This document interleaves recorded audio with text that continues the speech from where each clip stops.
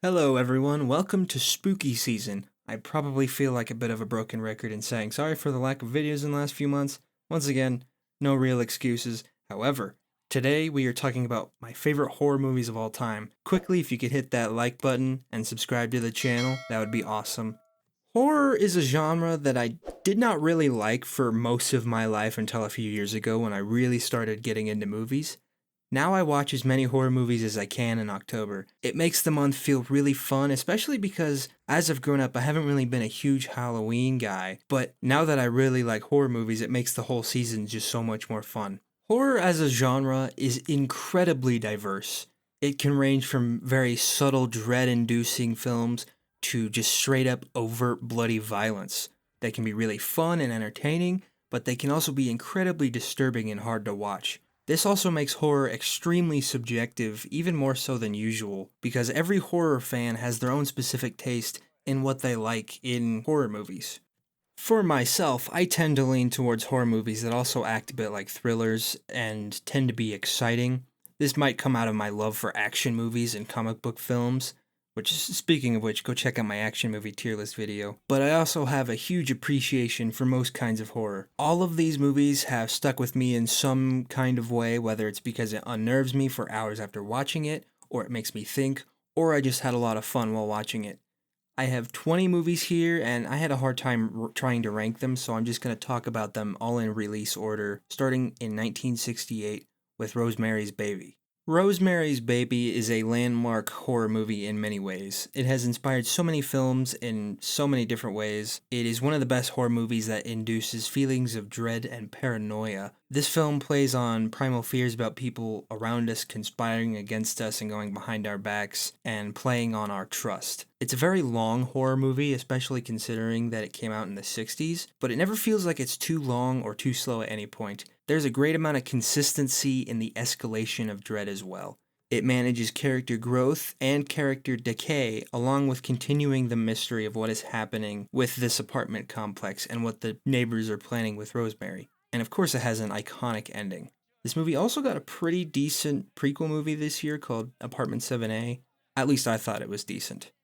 Next up is 1973 with maybe the most iconic horror movie ever, The Exorcist. Exorcism and possession horror is not really my favorite subgenre, and honestly, it's probably because very few of them even remotely come close to being as good as The Exorcist. The Exorcist is obviously not as scary as it used to be, considering how horror movies have developed over the years, and with time fading away from the creep factor of this film, but it still is a pretty unnerving experience. The performances are great, and it explores an interesting story about confronting a crisis of faith. This is the kind of horror movie that I can really appreciate and resonate with because it has great characters that you can latch onto, which makes the overall story more compelling and scarier. Now, this next movie is very debatable on if it's a horror movie, but I personally consider it to be one. In 1975, Steven Spielberg came out with Jaws. Jaws is a classic and thrilling creature feature kind of horror movie, in my opinion. The creature in question here is Bruce the Shark, and he terrorizes a beach and the people amongst this town. Makes it a horror movie in my eyes, and it also has two of the most effective jump scares that have ever been put to film. The film is extremely thrilling and consistent, and especially in the final act, it is just straight up nail biting. And like with The Exorcist and Rosemary's Baby, this film has great characters, and I mean, probably the scariest scene in the movie is just Quint's monologue in the boat. That stuff is spine chilling. And now, this next movie is my definitive favorite horror movie of all time, 1979's Alien. As I stated in my Alien Romulus review, this is without question my favorite horror movie of all time, or at least straightforward horror movie. There's another one that might have competition with Alien for me. This movie blends a perfect combination of incredibly paced dread, likable characters, and intense atmosphere. The xenomorph doesn't even show up until an hour into the movie, but everything about the first half keeps you on edge, waiting with dread for what's about to happen.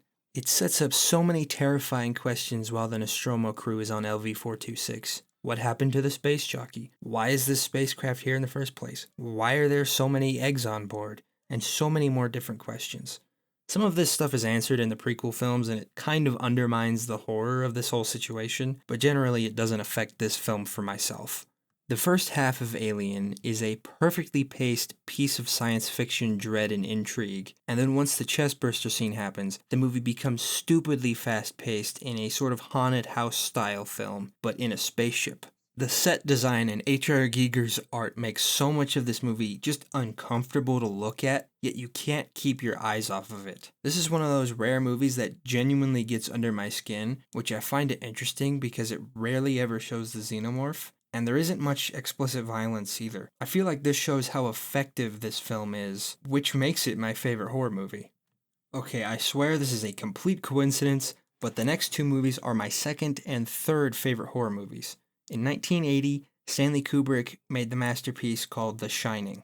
If I'm being perfectly honest, this movie is not one that scares me or unnerves me. That is while I'm watching it. Outside of watching this movie is a completely different story, because I constantly think about it, and I don't know why, but I always tend to have nightmares during my sleep after I watch this movie. The Shining gets under my skin in a completely different way than 99% of horror movies. The Shining has been analyzed to death, and I don't really have much else to offer on that front, but I love the exploration of the characters, the themes of alcoholism and the effects of domestic violence, as well as that feeling of isolation. Everything about this movie is a perfect storm, which makes it one of the best horror movies of all time, and Jack Nicholson's performance is probably my favorite performance from his. My third favorite horror movie of all time came out 2 years later in 1982, John Carpenter's The Thing.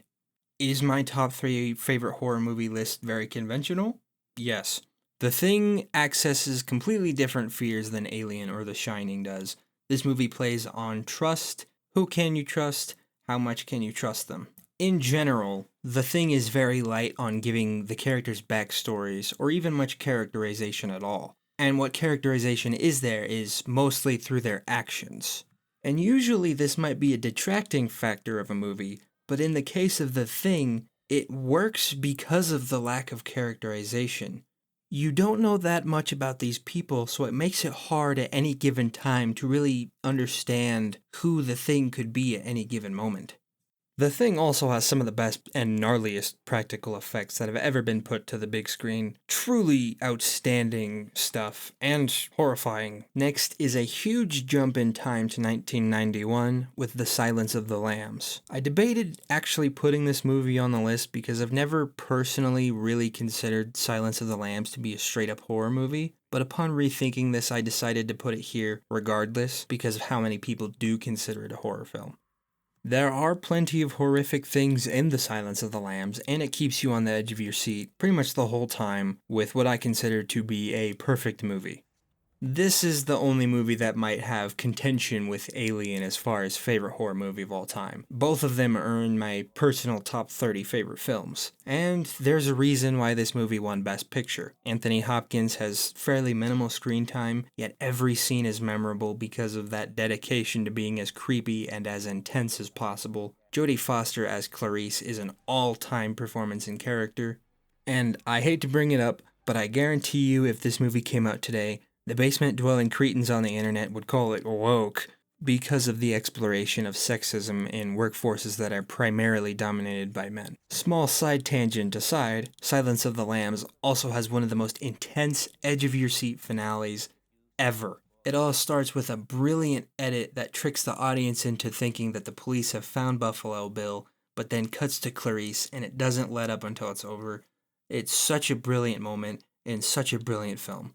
In 1996, Wes Craven created my favorite slasher movie and my favorite slasher franchise, which also happens to be a satire of the slasher genre, Scream. Scream might just be the most consistent slasher franchise in existence. The only entry that I would consider weak is 3, and even then it's not really that bad of a movie, just the weakest of the series. The original Scream does a masterful job of making fun and pointing out the tropes in slasher films while also inherently being an awesome slasher in and of itself. Most of the kills are memorable and all of the chase scenes are exciting, and it also has great characters.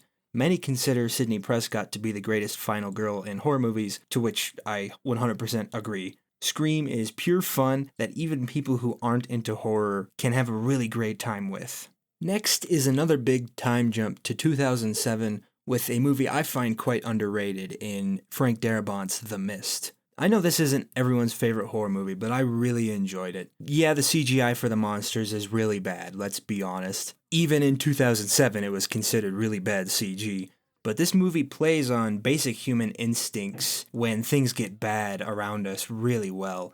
We tend to look for easy answers and scapegoats to put blame on, and we resort to primal instincts more so than trying to care for others, which makes Thomas Jane's character very relatable to us because he's trying to protect his loved ones and it makes us really care for him. And it also leads to one of the darkest endings to any horror movie, which definitely boosts the impact that this film has. That ending is something else. Next is a movie that I think is actually creepier than most R-rated adult-oriented horror movies with 2009's Coraline. I'm not usually a big fan of stop-motion animation. I hugely respect it and the effort that's put into movies like this, but I usually find this style to be a bit off-putting and it's not really my favorite. But that is not the case with Coraline. I think the stop motion really adds to the creep factor of this movie, and the other mother is a very disturbing character regardless of the target audience or the MPA rating, or if it's an animated film. She's just creepy in general. This is one of my favorite animated movies, and it deals with a lot of interesting subjects like moving away and trying to escape. The next three movies are coincidentally all South Korean horror films, and let me tell you, South Koreans really know how to make some damn good horror movies. I Saw the Devil from 2010 sort of blurs the lines between thriller, action, and horror, but it makes up for any of that blurring of genres with straight up horrific violence. I have never seen a revenge movie like this, ever. It basically starts off with a serial killer that brutally murders a woman and her fiancé seeks revenge, and instead of simply killing the guy, he tortures the murderer and lets him go over and over again. And then the serial killer ends up actually enjoying this cat and mouse game, which makes the lines of morality blurred all over the course of the movie and the characters as well. It's fairly long at about 2 hours and 20 minutes, but the tension and the non-stop violence and story never let up. The tension is constant, the violence is very hard to watch at times, and it makes for an all-time great horror movie in my opinion. My favorite zombie film of all time is 2016's Train to Busan. Now, to be perfectly clear, I haven't really seen that many zombie movies, but my point still stands on this one being my favorite. It sets itself apart from many other movies in the genre by making you really care about the characters, and if you aren't crying by the end of this film, you most likely have no soul. These zombies are vicious and fast, which makes for a very stressful and exciting movie experience. Love this film. And another South Korean horror movie from 2016 is The Wailing. This movie builds dread like almost no other film that I've ever seen. What makes this dread even more intense is that it is an extremely long horror film at over 2.5 hours. What starts as a sort of murder mystery type film where an infection starts ravaging families in this town turns into a dread-inducing possession kind of story. What sets this movie apart from the counterparts of possession and exorcist type films is the pure desperation and hopelessness from the people involved. The main character is a father and he stops at nothing to try and save his daughter. And this is a film that I really loved, especially because it combines these feelings of horror with a detective-style mystery for a good portion of the runtime, and generally I adore that genre of film, and it hooked me instantly. In 2017, Jordan Peele shocked the world by releasing Get Out. Who knew this guy had horror in him, especially after his comedic roles and writing? Well, I guess it worked out well because he won Best Original Screenplay for this film, and it really deserved it because this movie is great. Get Out really succeeds with its performances and eerie tone, while it also throws in some playful humor. Although this movie is pretty much nothing like Scream, it utilizes a lot of satire as parts of the script play on both horror and society as a whole. While I would not consider Get Out to be a particularly scary movie, I think the feelings it evokes are very interesting. It has a great pace and stays consistently eerie and tense. Daniel Kaluuya also crushes it in this movie and more than earned his Oscar nomination. Similarly to how Jordan Peele surprised everyone by making a horror movie, who knew Jim from The Office would make a horror movie? 2018's A Quiet Place is an incredibly tight and thrilling film. A Quiet Place explores a very intimate family story. At its core, this is a movie about a father and his daughter. They have a stressed relationship after the death of the youngest in the family and a rather amazing opening sequence.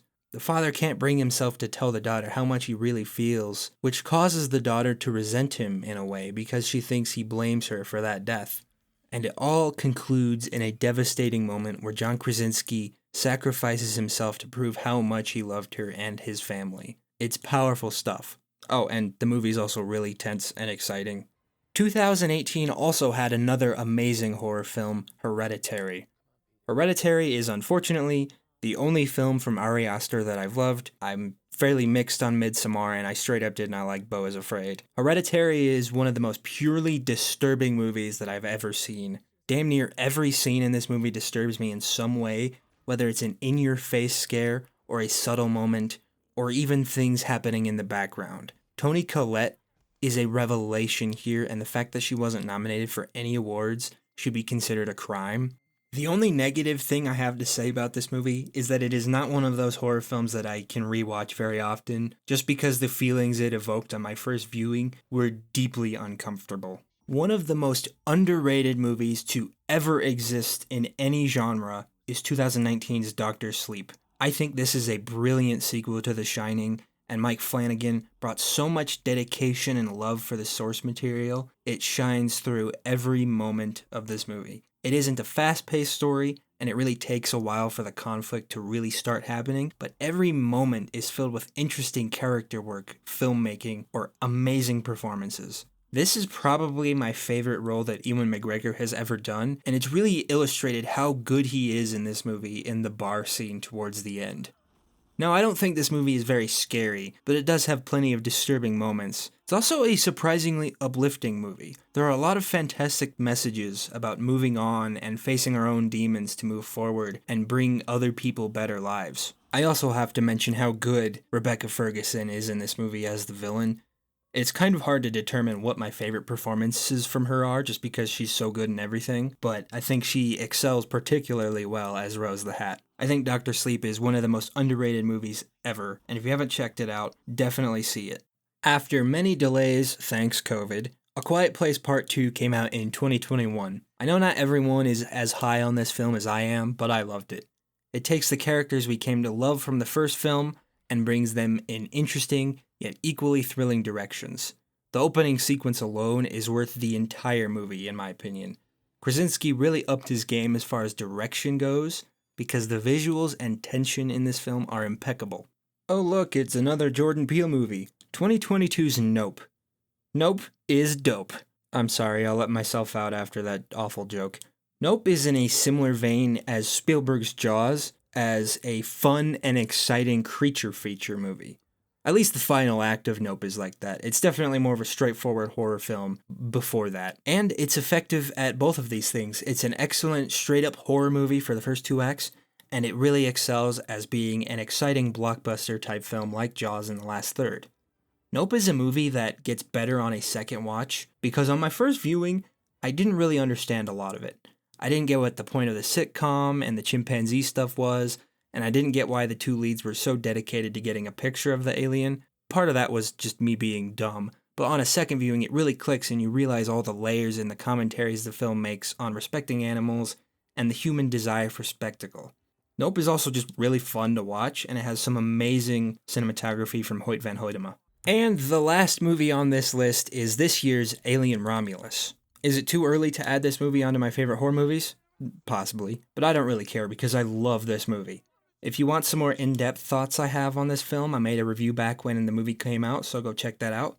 This movie hasn't really left my mind since I saw it in theaters, and it's one of my favorites of the year. It combines everything we love about the series and adds its own signature flair to it with some of the best characters in the franchise and some of the most standout sequences in the series. I really hope Fede Alvarez gets to do another one. So those are my favorite horror movies of all time. I'm sure some of these are a bit cliche and obvious to have as favorites, but a lot of these movies are classics and well-loved for a reason. So comment what your favorite horror movies are, and remember to subscribe to the channel and give the video a thumbs up. Okay, bye. If it is to be said, so it is.